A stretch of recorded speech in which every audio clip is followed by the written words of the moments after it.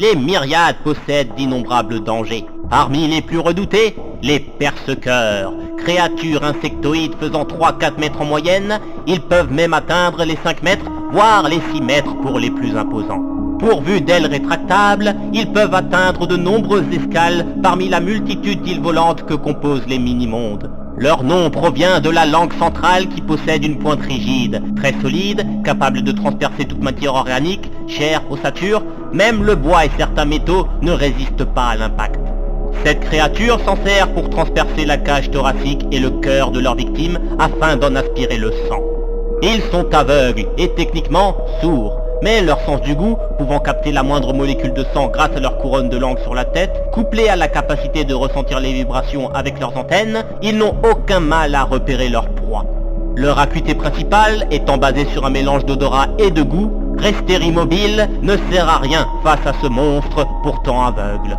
Leur île natale, la forêt entortillée, n'est peuplée que de perceurs et d'autres créatures ne dépassant pas la taille d'une pomme. Mais leur source principale de nourriture n'est pas exclusivement externe à l'île.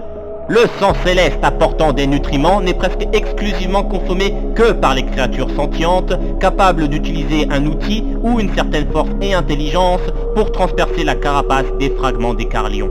Les perceurs étaient bien plus petits à l'époque et n'usaient que les lames de leur avant-bras pour trancher les fragments. Le fait de perdre une quantité de sang céleste assez importante via l'usage de leurs lames est certainement ce qui leur a fait développer la pointe de leur langue centrale, si caractéristique. Certains se demandent d'ailleurs si leur évolution a été dirigée de prédateurs vers consommateurs de fragments de sang céleste ou l'inverse. La théorie principale est qu'ils étaient des prédateurs bien moins coriaces qui ont bénéficié du sang céleste et ont pu développer leur taille et puissance actuelle grâce à un afflux de nutriments en provenance des carlions et d'azuriels.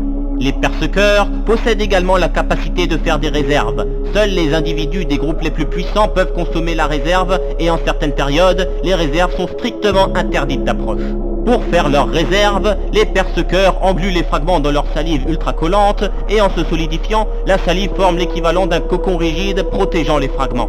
Leur capacité évolutive et d'adaptation couplée à leur taille et une force imposante en font un prédateur des plus redoutables, ce qui leur donne le palmarès de l'une des espèces les plus dangereuses parmi la catégorie des ordannés dans le score.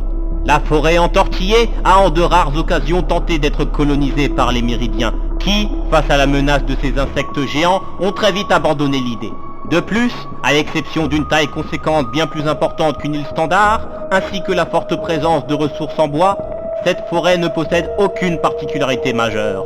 Les arbres poussent en s'entortillant les uns sur les autres, il existe certaines plantes qui ne sont présentes sur aucune autre île. Mais, récemment, la forêt entortillée suscite un intérêt. En effet, et Carlion ayant chuté il y a 5 cycles, les réserves de sang céleste se font de plus en plus rares, et seuls les perceurs sont au courant de la quantité gardée dans leurs crevasses et leurs grottes.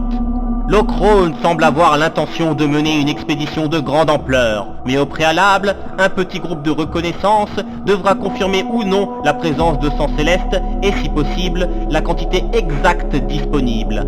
Minot et ses amis n'ont qu'une simple mission d'éclaireur à accomplir.